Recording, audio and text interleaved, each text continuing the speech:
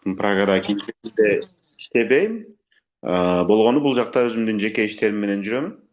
21-жылы Media Hub деген медиа платформаны негиздеп, анын алкагында биз ушул социалдык тармактар аркылуу маалыматтарды жайылтып келе жатабыз. Илгертен эле түшүнүк бар эле. Журналист болуш үчүн, контент жараткан адам болуш үчүн сөзсүз түрдө бири гезит болуш керек, интернет веб сайты болушу керек, же телевизордон чыгышы керек, каналда мындай орду болушу керек, же болбосо радиосу болуш керек дегендей түшүнүк бар эле. Мына интернет кенен жайылганы, соц тармактар кенен жайылганы, андай түшүнүктөрдүн баардыгы өзгөрүп атат. Биз Media Hub медиа платформасы ушул интернет жанагы пабликтер аркылуу, интернет сайттар аркылуу, социалдык тармактар аркылуу элге абдан кенен тарап атабыз. Бүгүнкү күндө биздин аудиториябыз миллиондон ашып калды. Мисалы, бизде YouTube'да 450 миңге жакын катталуучубуз бар, подписчигибиз. Instagram'da 280 миң подписчигибиз бар. TikTok'to 160 миңге жакын подписчигибиз бар. Ошондой эле Facebook'та бир 120 миңге жакын подписчигибиз бар.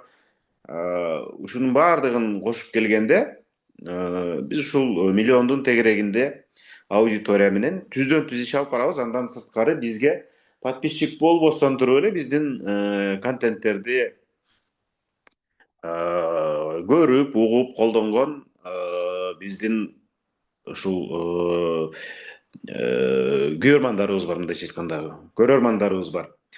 Анан бул нерсеге биз бир топ убакытта келдик. Азыр кол көтөрүүлөр болуп атат, суроолорго дагы жооп берем, буюрса бир аз айтып кетейин.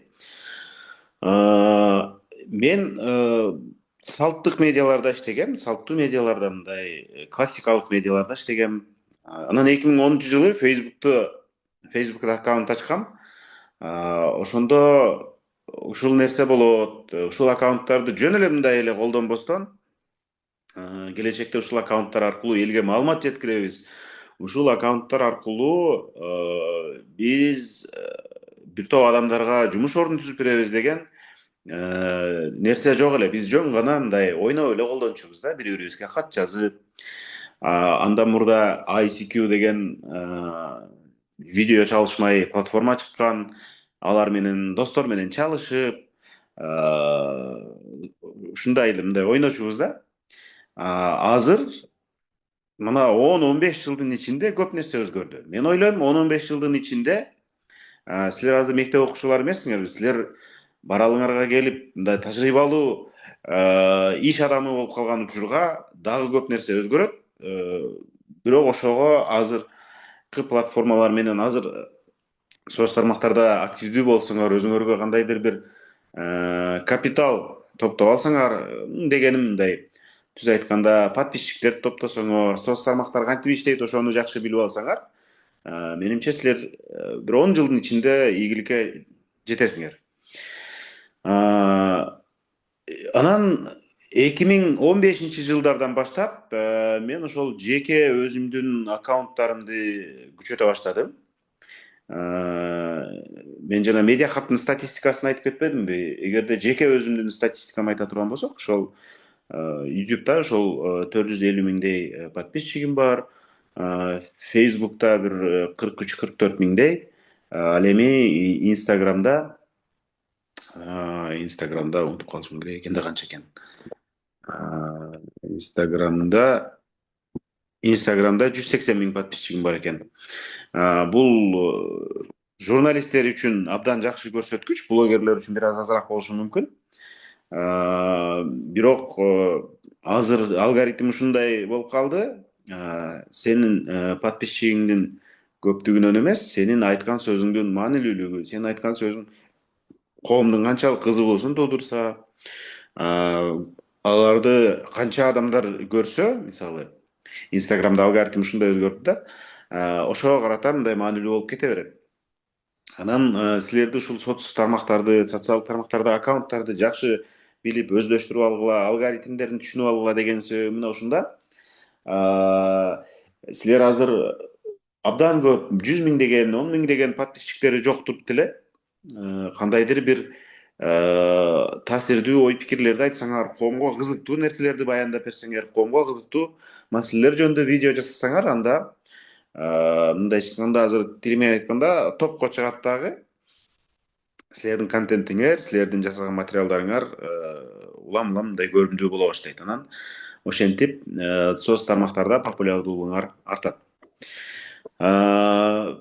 Менин берер кеңешим ушул силерге: биз азыр ушул соц тармактар аркылуу гана жалаң иш жүргүзөбүз, биздин медиа ушул жактар аркылуу иш жүргүзүп, ушул жактар аркылуу биз өзүбүздүн маалыматтарыбызды Кыргызстанга жана дүйнөгө таратып атабыз. Биз кыргыз тилинде иш алып барабыз. Бул маалымат таратуу менен алектенебиз. Контент деген жөн гана мындай журналистика жаатында маалымат таратуу эмес, контент деген ар түрдүү, ар башка чөйрөдөгү окуяларды айтып берүү, ар башка чөйрөдөгү нерселер жөнүндө бир жасалган материал. Кимдир бирөөлөр бул жалаң гана туризм тармагында контент жаратып, ошону дүйнөгө таратууну көздөшү мүмкүн. Кимдир бирөөлөр тамак аш жаатында, кимдир бирөөлөр башка дагы кол өнөрчүлүк жаатында, ар түрдүү да, кимдир бирөөлөр жаныбарлар жөнүндө тарткысы келиши мүмкүн. Эч чеги жок. Мен болгону силерге айтат элем, ушул бүгүн баштагыла, өз аккаунтуңарды күчөтө бергиле, өз аккаунтуңарда кандайдыр бир өзүңөрдүн стилиңер болушу керек, өзүңөрдүн багытыңар болушу керек. Ошондо өзүңөрдүн мындай силерди такай көргөн күйөрмандар пайда болот. Анан алардын катары акырындап өсө берет. Бара бара контенттин мазмуну, сапаты, кызыктуулугу арткан сайын. Мен азыр отуруп дагы кандай нерсе жөнүндө жасаш керек, аябай популярдуу болуш үчүн деп ойлонуп жүрүп бир жыйынтыкка келген элем. Бул колдон келсе, адегенде ушул кыргызча жасаш керек. Бирок кыргыз тилдүү чөйрө, кыргыз тилде сүйлөгөн адамдар канчалык? Мисалы үчүн кыргыз тилинде сүйлөгөн адамдар 10 миллиондон ашпайт да, мындай орой айтканда. Бул кыргыз тилинде сүйлөгөн адамдарга контент жасайм десеңиз, мына ушунча аудиториям болот. Менин эң жогорку патологум мына ушунча болот деп элестете бериңиз. Ал эми эгерде сиз орус тилинде контент жасайм дей турган болсоңуз, анда ушул орус тилин колдонгондор дүйнөдө бир 250-260 миллион адамдын тегерегинде экен, дүйнө боюнча. Демек сиз бул потенциалдуу ошончо аудиторияга ээ боло алышыңыз мүмкүн да. Максимум ушу 260 миллион кишиге жетиши мүмкүн. Мындайча айтканда 260 миллион пользователь просмотр болушу мүмкүн экен. Ал эми эгерде сиз англис тилинде материал жасай турган болсоңуз, анда сиздин көрүүчүлөрүңүз, ушу англис тилин колдонуучулар дүйнөдө мындай 1 миллиардтан ашат экен. 1 миллиард кишиден ашат экен. Англис тилин сүйлөгөндөр же болбосо англис тилинде маалыматты түшүнгөн адамдар. Демек сиз англис тилинде жасай турган болсоңуз, 1 миллиарддык аудиторияны жөн эле аласыз. Анда сиздин көрүүлөрүңүз ушул миллиарддык көрсөткүчкө чыгат деген кеп. Эгерде сиз бар эмеспи, бул жакта мындай үнсүз контент жасай тургандар бар. Жөн гана түрдүү, кызыктуу видеолорду чыгарган. Мисалы, көрүп калабыз го, YouTube'дан көрүп калабыз, Instagram'дан, башка жактардан көрүп калабыз. Табият жөнүндө фуд блогерлик кылгандар бар, фуд блогер, тамак аш жөнүндө, технологиялар жөнүндө жөн эле туруп алып эле мындай эмелерди, үнсүз видеолорду жасаган контенттер бар эмеспи? Алар болсо, ал тили жок, аны бардыгы түшүнөт, аны Кытай тилдүүлөр да түшүнөт, кыргыз тилдүүлөр да түшүнөт, аны жапон тилдүүлөр да түшүнөт. Демек ал бүтүндөй дүйнөгө тарай турган мындай контент болот да. Сиз өзүңүздүн жөндөмүңүзгө, дараметиңизге, келечек пландарыңызга жараша мына ушулардын бирин тандап алып, ушул багыт боюнча кетсеңиз, менимче контент жагында абдан ийгиликке жетесиз. А, Соц тармактар күндөн күнгө күчөйө берет. Күндөн күнгө адамзаттын жашоосунда маанилүүлүгү арта берет. Айрым социалдык аккаунттар, социалдык сайттардын актуалдуулугу кетиши мүмкүн. Мисалы, биздин журналистикалык кесибибиздин алгачкы убактарында 2010-жылдары, 2015-жылдары YouTube менен Facebook абдан популярдуу эле. YouTube'га видео материалдар чыгат эле, Facebook'ка болсо текст жазылат эле. Азыр эми Facebook'ка видео да жүктөсө болот, албетте. Бирок ошондо ошол тексттик материалдарды адамдар окуп, мындай популярдуу эле. Бара-бара алардын дагы популярдуулугу азайып баратат. Элдер узун видео көргүсү келбей калды. YouTube'дан көргүсү келбей калды эмес, көргүсү келгендер азайып калды. Facebook'тан дагы узун тексттерди окугусу келгендер азайып калды. Натыйжада кыска видеолордун доору келди азыр. Ошон үчүн Instagram менен TikTok мындай алоолонуп, жалбырттап, өзгөчө жаштар арасында, өзгөчө силер арасында, силердей жаштар, жетинчектер арасында популярдуу болуп атканы ушундан. Бирок балким бул тенденция, бул тренд дагы өзгөрүшү мүмкүн. Балким адамдар кайра бир аз узунураак видеолорго, балким тексттерге, балким сүрөт менен коштолгон контенттерге кызыгуусу артып кетиши мүмкүн. Ошон үчүн жанагы мен бир гана кыска видеолор менен гана алектенем. 10 секундтук, 30 секундтук гана видеолорду жасайм деп өзүңөрдүн ой кыялыңарды, фантазияңарды алар менен чектеп алган болбойт. Менин кеңешим болушунча маалымат алып, кайсы бир тема жөнүндө кененирээк билип, учка эле айтып берип коюп, мындай эми ушул тема жөнүндө мен 20 секундтук видео жазсам болот деп учка эле ошондой кылып койбостон, бир теманы дурусураак болушунча аракеттенип, көбүрөөк анализдеп, анан кийин чагылдырууга аракет кылсаңар, баары бир келечекте көп ийгиликке жетесиңер. Анан менин кеңешим, мен эми ошол кичине кезимден эле 2000 жаш кезимден 2009-жылдан бери эле ушу журналистикада жүрүп келатам. Анан журналистика боюнча контенттерди жаратып, ушул маалыматтык, аналитикалык контенттерди берип келатам. Ушул багытта мени элдер тааныйт, ушул багытта маалымат берет, ушул багытта бул жигиттен маалымат алсак болот деп ишенишет да. Менин профилим, менин багытым, мен фокус кылган чөйрөм ушул жак. Менин аккаунтума киргендер, менин медиамдын аккаунтуна киргендер, бул жактан биз факт чек, иликтөөлөрдү көрөбүз, бул жактан биз жаңылыктарды көрөбүз, бул жактан биз аналитикалык видеолорду көрөбүз деп мындай түшүнүшөт.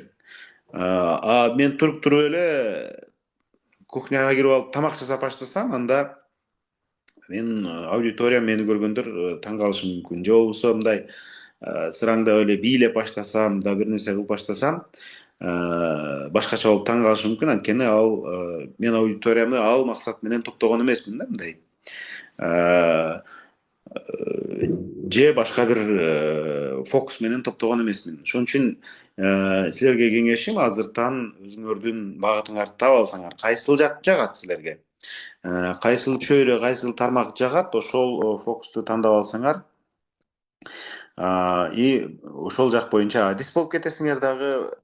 Бара-бара мындай туруктуу өзүңөрдүн силер менен дайыма катташып турган, силер менен дайыма байланышта болуп турган, силерди дайыма көргөн аудиторияңарды ээлейсиңер.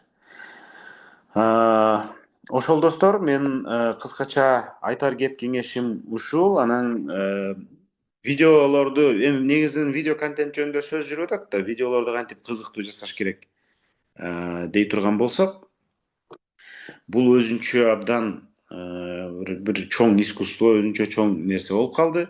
Балким мен айтканда нерселер дагы жетишсиз болушу мүмкүн. Бирок азыр алгоритм адамдардын көңүлүн дароо буруп ала турган, адамдарга маанилүү, ошол эле учурда этегинде талкуу жаратып ийе турган, сөз жазышып адамдар бири бири менен талашып тартышып талкуулай турган контенттерди баалуу деп эсептеп калбадыбы? Ошон үчүн мен болушунча ушундай мазмундагы видеолорду тартууга чакырат элем. Кайсы бир темаларды алып чыгып, коомго айтып берип, элге кызыктуу темаларды, анан ошону талкуулай тургандай кылып мындай суроо таштап койсоңор, бара бара адамдар эмнеге мындай, эмнеге тигиндей, канткенде оңдош керек, канткенде башкача кылыш керек деген өңдүү суроолорду жазып отуруп, силердин контентиңерди өзү эле мындай топко чыгарып коет. Азыр алгоритм ушундай өзгөрдү. Мына Instagram жөнүндө сөз кылып атам. Бул подписчиги көп эмес, бирок кызыктуу, эл арасында мындай талкуу жарата турган видеолорду тарткан контент мейкерди топко чыгарат. Бул деле эми түшүнүктүү, мындай Instagramдын жетекчилигинин же Instagramдын чечим кабыл алган кызматкерлеринин логикасын түшүнүп турам. Себеби дегенде алар дагы Instagramды жок, жана подписчиги көп эле адамдар монополия кылып албаш керек, башка жалпы элдин кызыгуусу болушу керек. Ошон үчүн биз тиги подписчиги аз, бирок видео жасап аткан, аракет кылып аткан адамдарга мүмкүнчүлүк берели, шарт түзүп берели. Instagram жалпы баарыбыз үчүн мындай кызыктуу болуш керек, баардыгы колдонуп, баардыгы ушу Instagramдан өзүнүн кызыкчылыгын табышы керек деген максатта ушундай алгоритм түзүп атышат да. Бул деген силерге, өзгөчө силерге абдан пайдалуу деп ойлойм. Силерге абдан пайдалуу, силерге абдан жакшы мүмкүнчүлүк азыртан баштап мындай кызыктуу, элге мындай кызыктуу болгон, элдин талкуусун жараткан видео контенттерди жасап баштасаңар, сөзсүз түрдө силер ийгиликке жетесиңер.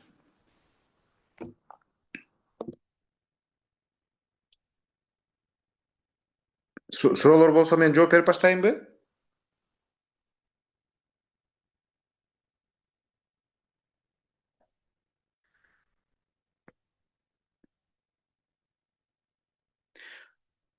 Урматтуу алып баруучу, сиз эгерде мүмкүнчүлүк берсеңиз, суроолор болсо мен акырындап жооп берип баштайт элем.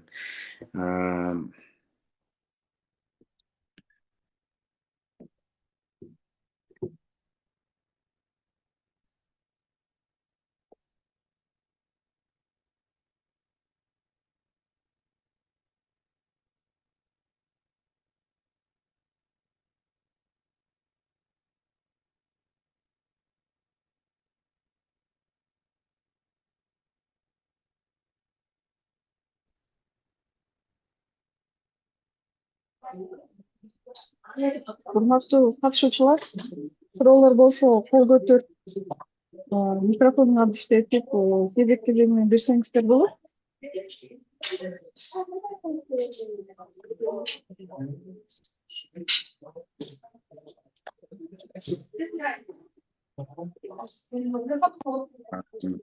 Кээ бир нерселер суроо жооп учурунда ачылат да.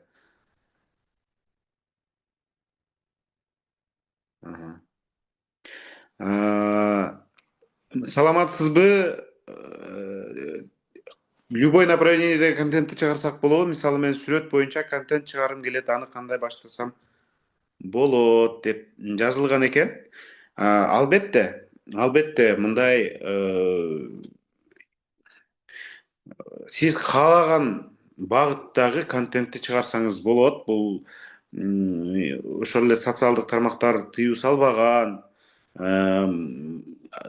нерселерден баштап, мисалы зомбулук же башка одоно көрүнүштөрдөн башка мындай чыгармачылык жөнүндө, башка нерсе жөнүндө каалаган контентиңизди чыгарсаңыз болот. Сүрөт боюнча контент чыгаргым келет деп Мен кичине түшүнбөй калдым. Сүрөт тартып коем дейсизби, же болбосо мындай фото сүрөттөрдү коем дейсизби?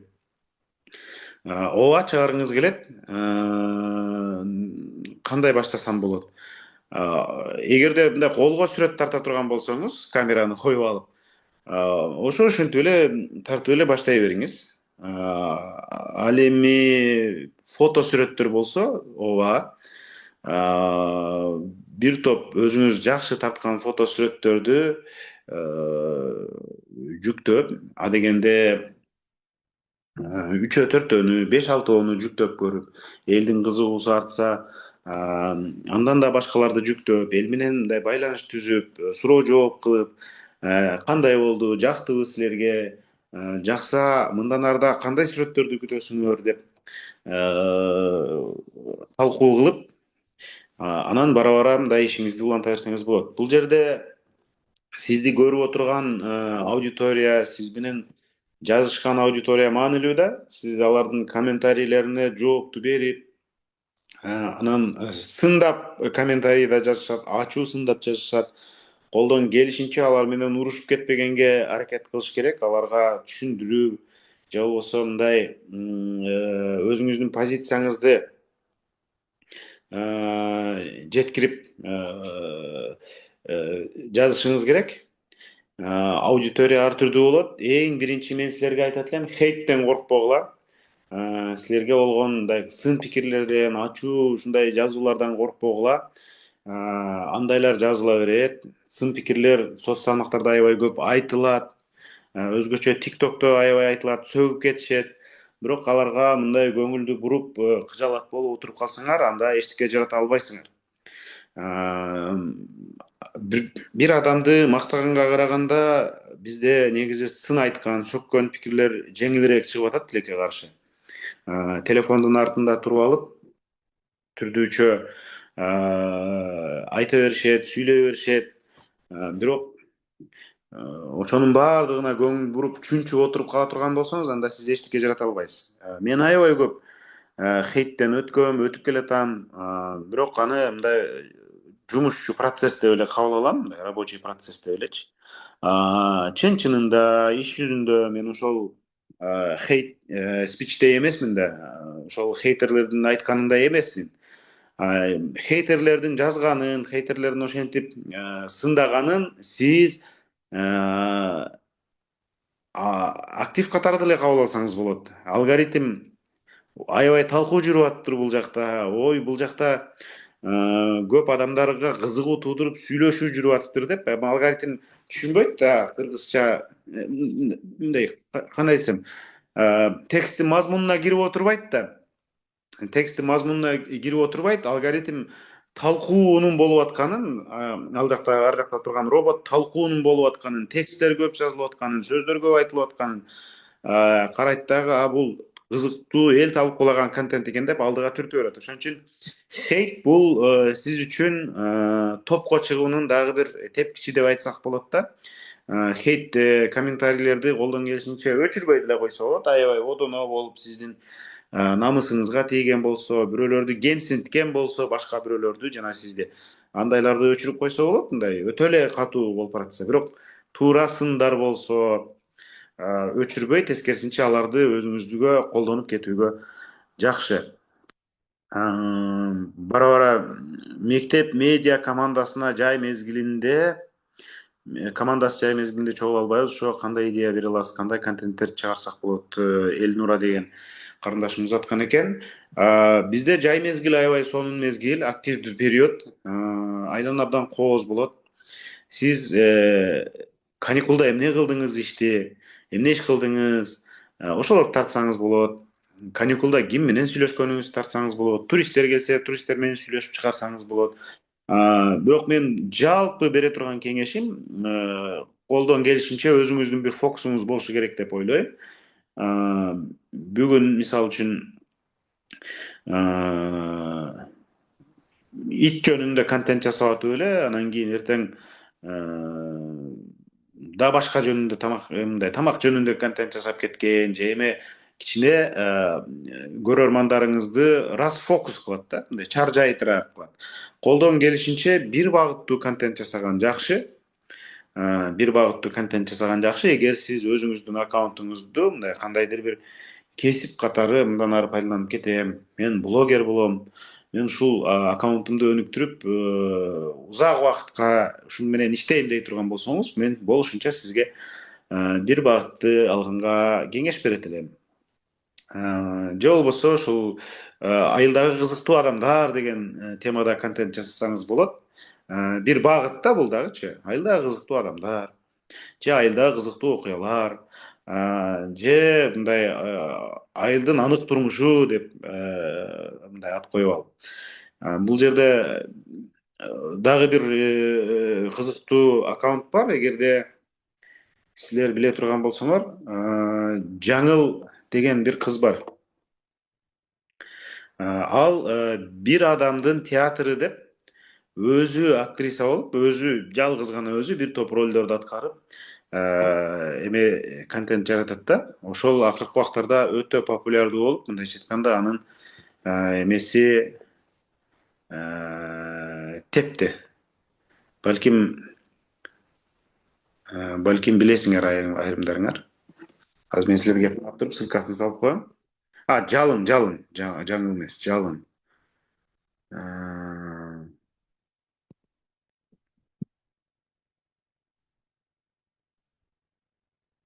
Жалын Самакбаева деген. Жалын Самакбаева деген кыз бул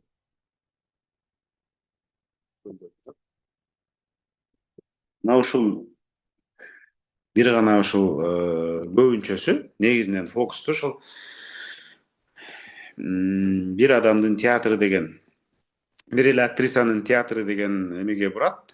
Ошону менен өзүнүн аудиториясын камсыздап атат.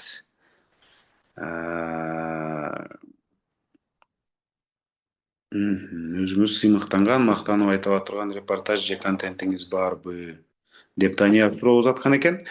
Мен адамдарга иликтөөчү журналист катары кенен таанылдым.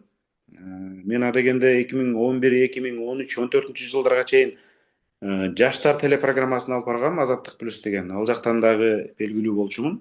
Такай жума сайын ушул жаштардын программасын алып барган үчүн ушул жаштар көбүрөөк көрүп, ошолор бул жалаң мындай жаштар программасын алып барат деп таануучу. Андан кийин мен иликтөөчү журналист болдум. Теле иликтөөчү журналист болуп, чоң иликтөөлөрдү чыгарып, мындай тез ай сайын, апта сайын чыгарып, адамдар мени теле иликтөөчү журналист катары таанышты. Анан мен сыймыктанып, мактанып айта ала турган нерсе, иштерим ошолор. Чоң иликтөөлөрдү жасадым. Алардын бири серия болду. Жанагы Кыргызстанда Бажыдагы чоң коррупция жөнүндө, таможнядагы чоң коррупция жөнүндө иликтөөнү чыгарып, биз журналисттердин башка тобу менен биргеликте Кыргызстанда абдан катуу дүң болгон. Бул ошол Райымбек Матраимов деген бажычы кандайча ушул көп узак жылдар бою кыргыз бажысынан эбегейсиз суммада байып кантип уурдап турган деген тема жөнүндө. Анан натыйжада мамлекетке 2 миллиард сомдон ашуун акчаны мындай кайтарып берүүгө аргасыз болгон. Кийин аны ушул мамлекет ал журналисттер иликтегендей коррупция менен алектенген деп таап, соттоп, ошол чоң суммадагы акча уурдаган мүлктөрү кайра кайтарылган. Саламатсызбы? Сиз айттыңыз, тил боюнча 3 тилде тең чыгарсак болобу? Албетте, эгерде сиз 3 тилди билсеңиз, 3 тилде тең чыгарсаңыз болот.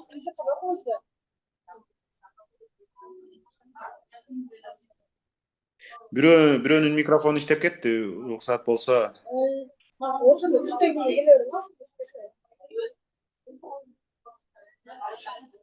Бирөөнүн микрофону иштеп кетти, 3 тилде тең чыгарса болот. Сиз эгерде 3 тилди билсеңиз, эмне үчүн болбосун? жашыл жарык чыгара бериңиз. Bir gün болбосо bir gün сөзсүз аудиторияңызды табасыз. Азыр социалдык тармактар ушундай бул дүйнөнү алаканга салгандай кичирейтип койду да. Сиз бул жерде туруп англис тилинде контент жазсаңыз, балким Бразилиядан табасыз аудиторияңызды, балким Индиядан табасыз, Американын өзүнөн табасыз, же болбосо Япондон табасыз, көп да аябайчы. Кыргызстанда дагы англис тилдүүлөр көбөйдү дегендей. Контент жаратуунун эң чоң катасы эмне дейт. Контент жаратуунун эң чоң катасы контент жаратпай коюу. Контент жаратууда мындай каталарга карабастан аракетти кылыш керек. Мындай bir gün болбосо bir gün сөзсүз түрдө мындай ийгиликтерге жетесиз. Сөзсүз эле азыр биринчи контентим катасыз болуш керек, экинчиси катасыз болуш керек. Ката болуп калса мен токтотуп коюшум керек, аны жасабашым керек дебей. Мүдүрүлсөңүз да, чалынсаңыз дагы аракетти кылып кете бериңиз. Мен контент жаратуунун эң чоң катасы контент жаратпай коюу, чыгарбай коюу деп эсептейм. Бизге университетте окутканда бир мугалимибиз айтты эле да, самая плохая идея тоже идея депчи. Начар контенттин өзү дагы контент да, аны дагы сиз мындай жаратып атасыз да. Катасы менен болсо дагы, ийгилиги менен болсо дагы акырындап жүрүп отуруп сиз чоң муратка жетесиз, чоң бийиктикке жетесиз. Мен жакшы бир фондо видео тартып, цитата же жөн гана музыка же ырсаттар жазам, жаңы баштап жатам. Акырындап көрөрман кошулууда дагы эмнени эске алыш керек деп Жамааттык медиада деген аккаунтубуз жазган экен.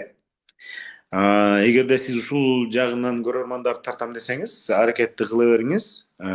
Байкап көрүңүз, комментарийлерди окуңуз. Комментарий эмнелерди талап кылууда сизде? Ошол жерде сиздин көрөрмандардын суроо талабын эске алыш керек.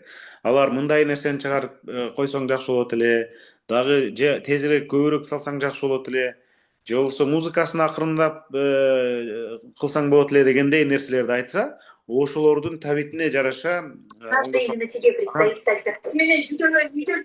Мына деп биз тепселеп тогуч. Анан кийин сиз өзүңүздүн интуицияңызды караңыз. Эмне жагымдуу, кайсынысы көбүрөөк кетет? Анан көбүрөөк кеткен, көбүрөөк просмотр алып келген, көбүрөөк талкуу алып келген видеолоруңузду анализдеп туруп, анан ошол видеолор менен ошол сыяктуу видеолорду көбүрөөк чыгарсаңыз, менимче ийгиликке көбүрөөк жетесиз. Видео тартып чыгарсак көрүүчү аз болсо эмне кылсак болот?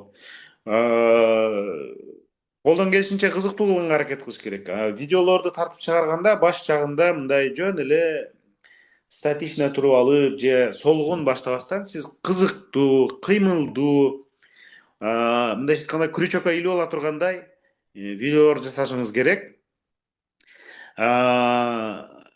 Башына дароо мындай суроо коюп, билесизби мындай деп мындай жандуу энергиялуу баштасаңыз, бул сизге жардам берет. Эң ириде алгачкы 3 секундта адамдын көңүлүн өзүнө буруп, 3 секундта өзүңүздүн видеоңузга кармап кала алсаңыз, андан ары жагы дагы 10 секунд адамдын көңүлүн буруп туруу деген милдет турат да. Дагы 10 секунд адамдын көңүлүн бура алсаңыз, андан ары видеоңузга мындай кызыктырып тартып кете алсаңыз, анда сиздин видеоңузду аягына чейин көрүшөт. Ошон үчүн алгачкы 3 секунд, андан кийин 10 секунд абдан маанилүү. Сиз мына ушул эле кызыктуу нерсени билесизби? Эмнеге мындай билесизби деген суроо менен кайрылсаңыз, адамдарды мындай интриговать этип, крючокко илгенге, өзүңүздүн окуяңызды кенен жеткиргенге жакшы жол ачылат. Же болбосо эң бир маселенин видеонун ортосундагы эң кызыктуу, өзөктүү нерсени дароо баш жагына койгон оң да. Мындай кыска бөлүгүн, кыска кесиндисин баш жагына койгон оң. Мисалы үчүн бул адамдар бул жерге эмнеге чогулду деген сыяктуу суроону койсоңуз, эмнеге чогулду экен чындап эле деп мындай кызыгышы мүмкүн да. Ошондой бир кызыктыра турган нерселерди жазсаңыз, сөзсүз түрдө мындай адам деген бул окуя куйт да. Окуя куйт. Ошол окуяны билгиси келип сиздин видеолоруңузга кирет. Анан бул storytelling деп коет. Сиз кызыктуу, сапаттуу, кыска, нуска фокусту коюп айтып берсеңиз, бир фокусту ар башка жака мындай кетип калбастан фокус менен айтып бере турган болсоңуз, сөзсүз түрдө сизге кирет. Мен өзүмдүн кесиптештериме, журналисттерге, бизде иштеген журналисттерге дайыма ушуну айтып турам жана өзүм дагы ушул нерсени кармаганга аракет кылам. Бир нерсени баяндап бергенде, мисалы сиз 30 секунд же болбосо 30 мүнөттүк видео жасай турган болсоңуз, ага адамдардын көңүлүн буруш үчүн сөзсүз түрдө башына жана мен айткандай кызыктуу нерсени коесуз дагы. Бир 30 секунд же 1 мүнөттөн кийин эми же 15 секундтан кийин эми мен ушул жөнүндө силерге кенен айтып берем. Тиги бу деп айтып беришиңиз керек да. Анан мен бир тамашалап айтам да, эмне үчүн адамдар ушакташканды жакшы көрөт депчи. Эмне үчүн ушакташканды жакшы көрөт деп тамашалап айтам. Себеби дегенде ушак бул окуя да. Storytelling. Билесиңби, паланча мындай болуптур, мындай болуптур, мынтип келатып мындай болуптур десе, беркиси кулагын төшөө угуп турат кечкечи. Деп. Анткени бул бир болгон окуя жөнүндө айтып берип атат. Мындай башы бар, кульминациясы бар, аягында мындай жыйынтык заключениясы бар. Ушундай да, ошол ушак сыяктуу эле storytellingди мындай айтып берсеңиз болот. Анан биз видео контент жасаганда туруп алып эле сөзсүз түрдө видео күйгөндө, телефондун видеосу же камеранын видеосу күйгөндө башкача болот түшөсүз да. Башкача болот түшөсүз. Анткени мени видео тартып атат. Так, мен видеодон кандай көрүндүм? Бетим былтыйып чыгып калган жокпу? Кийимим тырыш болуп калган жокпу? Сулуу эле көрүнүп атамбы деген ойлор дагы келет да. Ошол ойлор келип атканда сиз аябай мындай кысылып, кымтыланып баштайсыз да. Жок, сиз болушунча эркин болуп, болушунча мисалы ошол контентти айтып берип атканда досуңузга, курбу кызыңызга сүйлөп аткандай жандуу, контролсуз мындай сүйлөй турган болсоңуз, өзүңүздү аябай эле видеодон кандай көрүнүп атам деп тыйып кыспай, ошондо мындай көбүрөөк кызыктуу болосуз адамдарга. Эгерде кымтыланып эле сүйлөп атасыз, бирок оюңузда мен көзүм жылжүйүп калбадыбы, мен мындай чыгып калбадымбы деп ойлоно берсеңиз, ал кадимкидей көрөрманга мындай сезилип калат да, сиз эки башка нерсе ойлоп атканыңыз. Анан окуяны кызыктуу кылып айтып берүүгө кандай эрежелерди колдонсок болот? Мен жогоруда айттым. Контент жаратууда биринчи эмнени эске алыш керек? Контент жаратууда биринчи эмнени эске алыш керек? Контент жаратууда биринчи мен ушул контент жөнүндө чындап эле элге кызыктуу маалымат берип атамбы? Эл билбеген маалыматты берип атамбы? Элге кызыктуу маалыматты берип атамбы? Ушул деп ойлонушубуз керек. Анан мен ушул контент жөнүндө өзүм канчалык жакшы билем депчи. Колдон келишинче сиз жасап аткан нерсе жөнүндө көрөрманга караганда сиз көбүрөөк билишиңиз керек. Сиз көбүрөөк түшүндүрүп бере алышыңыз керек, кызыктуу кылып айтып бере алышыңыз керек.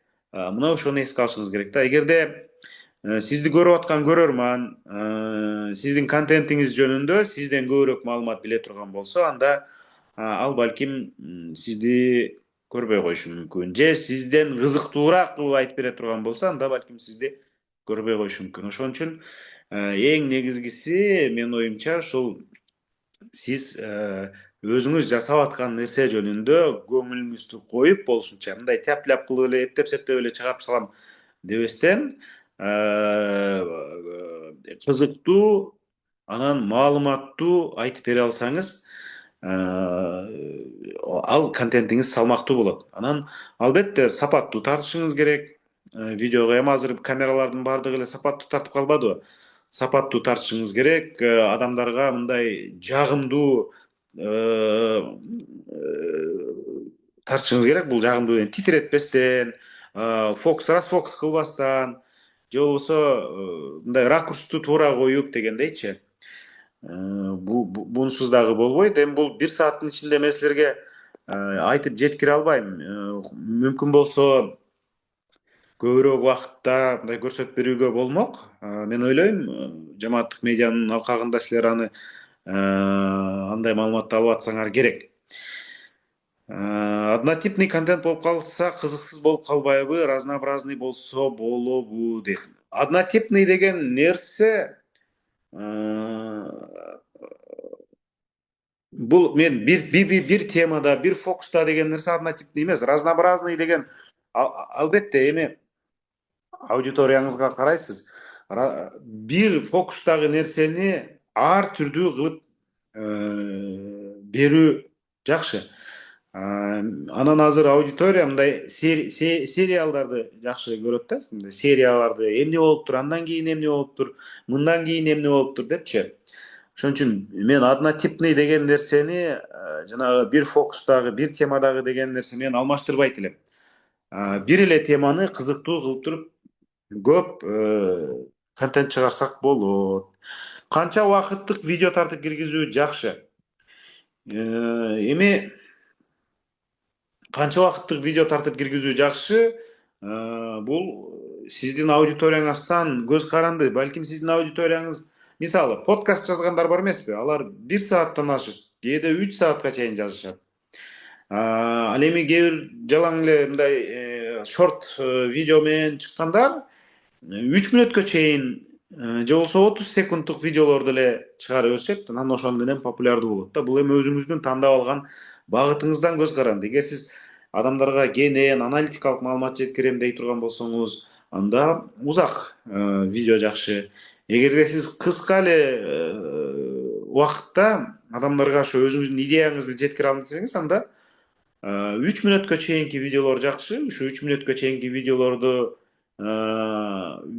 YouTube Shorts'ка жайгаштырса болот, Instagram Reels'ке жайгаштырса болот, TikTok'ка жайгаштырса болот. Ошо 3 мүнөткө чейинки видеолорду булар алгоритм жакшы мындай таратат да, элге көбүрөөк таратат, мындай топко чыкканга жеңил. Идея түгөнүп калса эмне кылыш керек? Идея түгөнүп калса окуш керек, жаңы идеяларды табыш керек. Анын башка ачкычы жок, идеяны ойлоп табыш керек. Идея түгөнбөйт, достор. Окуй берсеңер идея көбөйөт. Бирөө менен сүйлөшүш керек, пикир алыш керек. Дайыма мындай идеяны издөөнүн үстүндө болуш керек да. Силер азыр Али байке айтты, однотипный эле контент тартышым керек экен деп отура бербестен, мындай бир темада эле тартышым керек деп отура бербестен, ар түрдүү темаларды изилдеп, мындай сүзүп көрүүгө чакырам. Силер анда ошондо билесиңер да, өзүңөр кайсыл теманы жакшы чыгара аласыңар. Балким устачылык жөнүндө видеону жакшы чыгара аласыңарбы, балким тамак жасаган видеону жакшы чыгара аласыңарбы, балким жөн эле бийлеп коюу менен жакшы контент жарата аласыңарбы, же балким актер актриса болуп жакшы контент жаратасыңарбы, же болбосо коомдогу жаңылыктарды элдерге айтып берип жакшы контент жаратасыңарбы, же оор темаларды жеңил тилде түшүндүрүп берип, жалпак тилде түшүндүрүп берип жакшы контент жаратасыңарбы. Ойлонуп көргүлө да. Мисалы, мен азыр ушул силер эми тинейджерсиңер да, тинейджерлер арасында, мына зумерлер арасында коомдо болуп аткан жаңылыктарды жеңил зумерлердин тилинде жалпак түшүндүрүп берген контентти же ошондой контент мейкерди көрбөй элемин да. Балким ушул жагын жазсаңар болот. Мисалы үчүн, ушул күндөрү Кыргызстанга Грузиянын премьер-министри келип кетти. Ошону силер досторуңарга, эй досум, Грузиянын премьер-министри, өлкөсүнүн башчысы эмнеге келип кетти, билесиңби? Мен сени азыр 2 мүнөттүн ичинде жөнөкөй мээңе куюп коем ушул маалыматты деп айтып берсеңер, түшүнүктүү, жеткиликтүү болот да. Анткени азыр силер теңдүүлөр, силерден кичүүлөр балким биз чыгарган контенттерди көрбөй коюшу мүмкүн. Анткени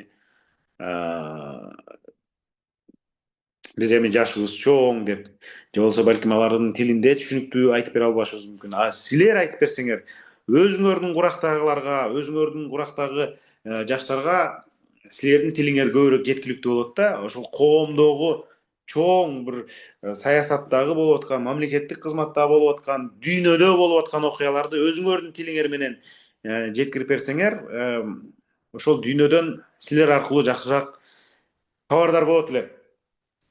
Мисалы, Америка менен Ирандын ортосунда эмнеге жаңжал чыгып атат? Ормуз деген кысыкты жаап койсо эмнеге дүйнөдө кымбатчылык болуп кетет деген сыяктуу нерсе да. Ормуз деген 30 километр узундуктагы кысыкты жаап койсо эмне үчүн бизде нан кымбаттап кетет, эмне үчүн бизде бензин кымбаттап кетет билесиңерби деп туруп айтып берсеңер, кадимкидей адамдарга кызык болот. Ал үчүн окуш керек. Эмнеге Ормуз деген эмне үчүн Иран менен Америка бири бирине ушундай ызы чуу кылып атат деп, мындай жакшы, сапаттуу, сабаттуу маалыматтарды окуш керек. Окуганда дагы желтый прессанын эле маалыматтарын окуп алып анан ошону менен силерге маалымат таратпай, салаваттуу, калп медиаларды окуп, ошолор аркылуу элге маалымат жеткизсеңер болот. Эгерде кимде ким журналистика, мына ушул мен айткан темада контент жасайт элем, ушул темада мен өзүмдүн курбалдаштарыма, өзүм теңдүүлөргө жеткирип берет элем. Мисалы, дүйнөдө болуп аткан саясатты, Кыргызстанда болуп аткан чоң окуяларды айтып берет элем жалпак тилде десе, анда бизге кайрылсаңар болот. Инстаграмдан, Фейсбуктан мени Али Токтакунов деп табасыңар. Журналист болуш кыйынбы деп Сабина суроо узатып атат. Ошондон журналист болуу кыйын дагы, оңой дагы деп айта алам. Журналист болуу сиздин өзүңүздөн көз каранды. Сиздин өзүңүздүн жөндөмүңүздөн көз каранды. Эгер аябай кызыксаңыз, журналист болгуңуз келсе, акырындап отуруп мындай журналист болсоңуз болот. Журналист болуш кыйын эмес, жалпылап айтканда. Журналист болуш үчүн сиз атайын журналистиканын окуусун окуп, 5 жыл даярданыштын өтө деле сөзсүз деле кереги жок. Сиз редакцияга келсеңиз, кайсы бир редакцияга, ошол жерден өзүңүздүн жөндөмүңүздү көрсөтсөңүз, ошол жерден журналисттерден тажрыйба алып, билим алып, бир 3 айдан 6 айга чейинки убакыттын ичинде эле журналистика жөнүндө маалыматка ээ болуп, сиз материал жасаганга мүмкүнчүлүктөрүңүз боло берет. Негатив суроолорго кантип туура жооп бериш керек дейт. Эми айрым негативтерди, айрым аябай одоно сөккөндөрдү, сизди өтө эле кемсинткендерди, сиз жөнүндө туура эмес маалыматтарды ачык эле мынтип жазгандарды албетте мындай өчүрүп коюш керек. Бирок баардыгын эле өчүрө берген бул дагы болбойт. Баардыгын өчүрө берген дегенде мындай сизди сындап эле койгон адамдарды өчүрө берген болбойт да. Сиз жакшылап салмактап караңыз. Мени кемсинтип атабы же мени сындап атабы? Ачуу болсо дагы, кээ бир сындар туура болсо, бул жакшы нерсе. Жөндүү, жүйөлүү сын болсо, аларга сабырдуу, сиздин бул жагыңызды эске аламын, кийинкиде оңдогонго аракет кыламын деп жооп берген оң. Эгерде жөн эле мындай шатыратып эле сөгө бере турган болсо, дене мүчөңүзгө асылса, өзүңүздүн мисалы үчүн жынысыңызга асылса, же башка бир диний тандооңузга асылса, аны өчүрүп эле койгон жакшы. Анткени комментарийдин ичинде мындай кемсинтүү, башка нерсе деген болбош керек. Бул тармактардын өздөрүнүн саясатына да туура келбейт. Дискриминация же башка комментарийлерге жол берилбейт. Жооп бере алдымбы? Дагы суроолор болсо дагы бериңиздер. Бизде бир аз убакыт калган экен.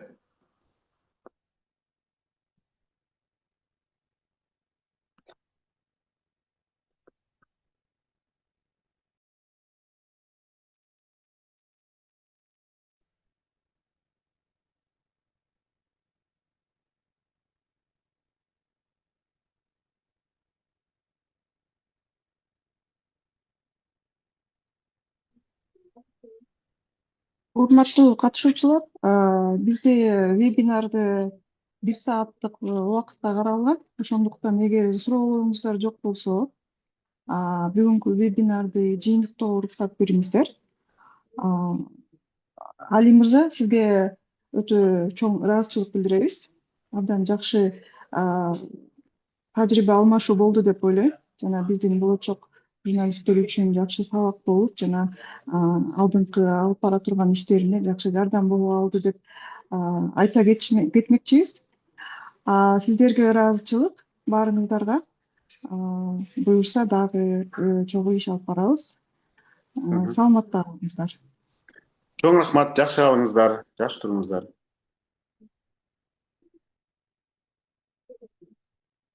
Чоң рахмат.